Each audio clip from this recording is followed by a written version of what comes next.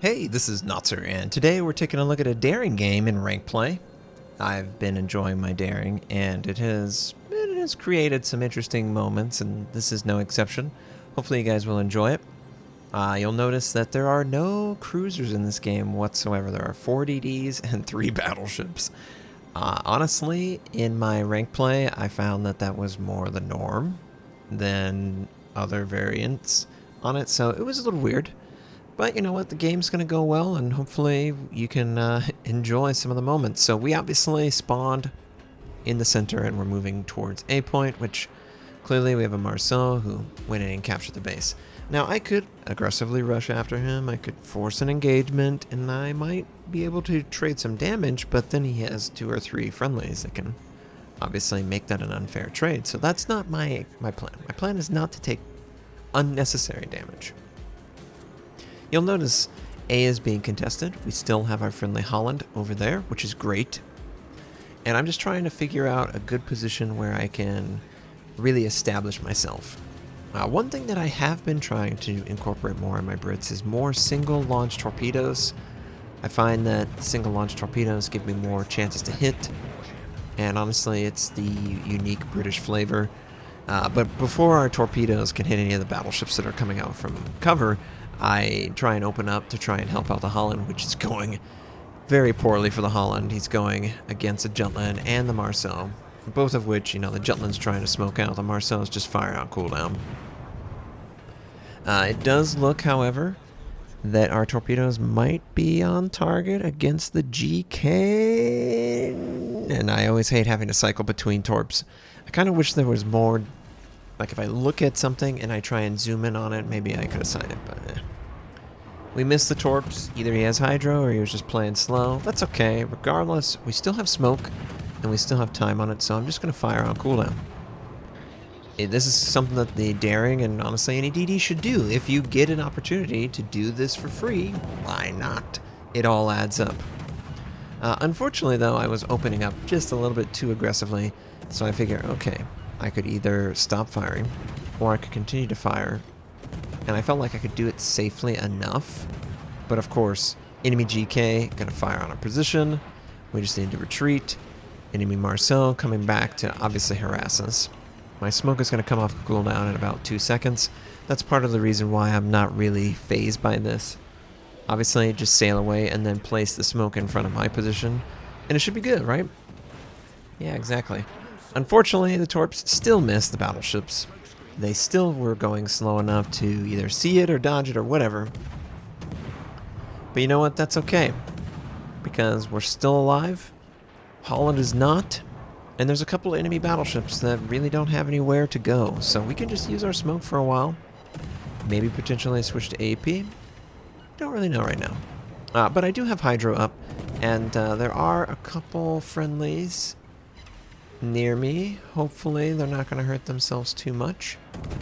But you really want to try and min-max this portion of the smoke cloud, because obviously the daring smoke doesn't last very long, but when it does last, it's helpful. And man, this side just doesn't look good, right?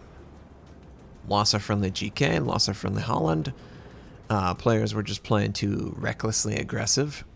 Looks like we might hit the Megatron GK. Maybe one in the nose.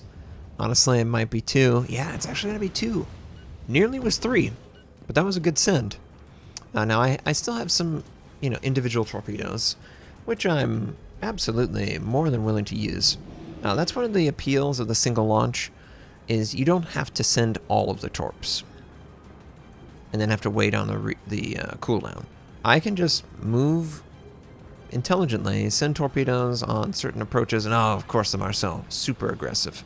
But once again, we have our smoke, we have the superior position to retreat back. Now, I wanted to try and get torps off, but I just couldn't, and oh, big mistake. We actually sailed directly into the island. And I don't know where the Marceau is. I do have hydro up, hoping that I'll spot him before he actually is in range. And oh, of course he's right there. Now, I open up, maybe not the best plan because it does reveal my position, but I do switch to AP, and I'm aiming at the waterline, trying to punish this guy, but look at how much he's punishing.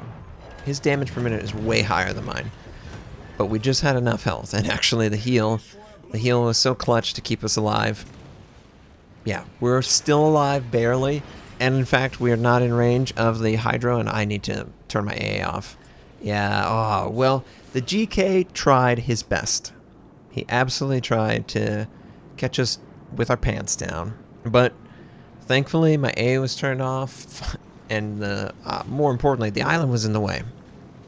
But I still need to move 6 kilometers away, knowing full well the German battleship intends to Hydro it. So I'm just disengaging safely. I'm sending my torpedoes on cooldown if I can, hoping that either his Hydro's down or he's not paying attention. And it definitely looks like his Hydro is up because he does cut the corner and he avoids the torpedo. You know, the game's not going too well, right? This side of the map, pretty much blown out from the battleship, really out of position, and he's taking torpedoes. This enemy GK, he's trying really, really hard to spot us. And I would really, really, really like to punish that. Heal's nearly up. Definitely want that heal. But it looks like the GK, in his quest for power, he's going to turn into the torpedoes and actually take a couple torpedoes. 3 torpedoes.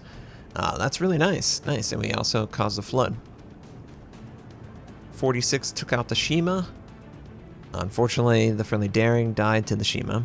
It looks like they're going all in on the other side of the map while I'm dealing with the battleship. I have no idea where the Jutland is located. I know I probably don't have enough health to fight him in a straight fight. So I would really like to fight him when we have the numbers advantage, or, you know, maybe I have smoke up and he's being spotted.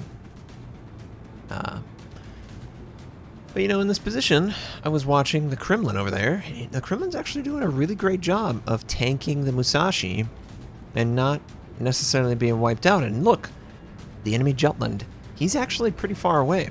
So I take this opportunity, knowing that I was able to get at least a kilometer with distance on this GK.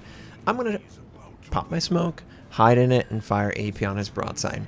There's nothing he can do. He is completely helpless to this damage, and I'm just hoping to stack it up in time that, yeah, he will still be visible until, of course, the friendly dies to the the enemy GK. So we have 2 GKs basically sandwiching us, with one going towards the only base we have, and the last known position of the Jutland somewhere near his friendly GK. So I'm over here going, this is kind of hairy. But if we play this right, we could conceivably sail between these 2 guys. Maybe go over to the enemy base and capture it. I do end up deciding to send torpedoes.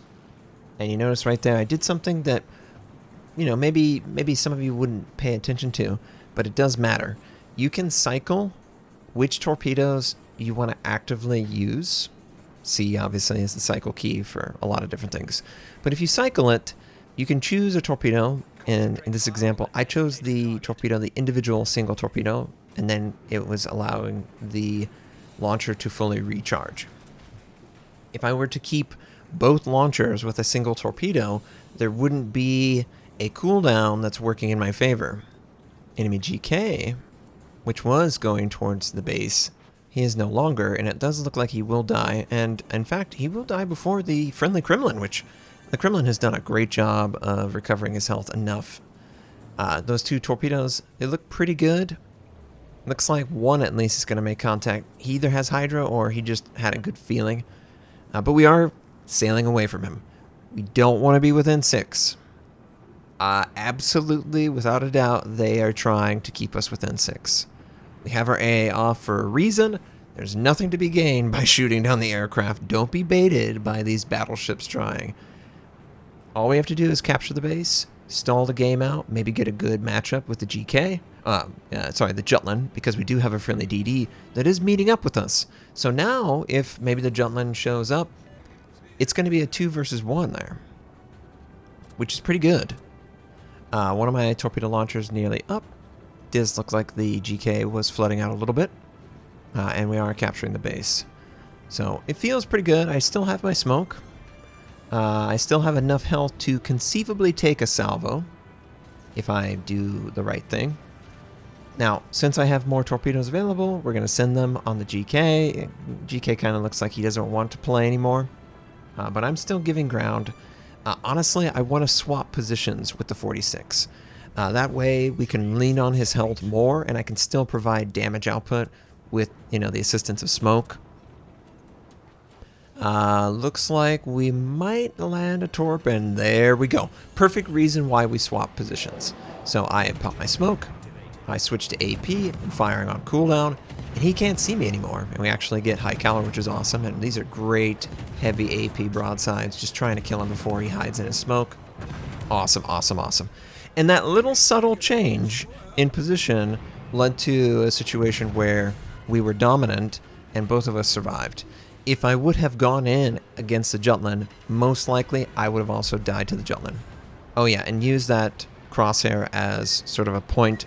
Of course, the friendly takes torps.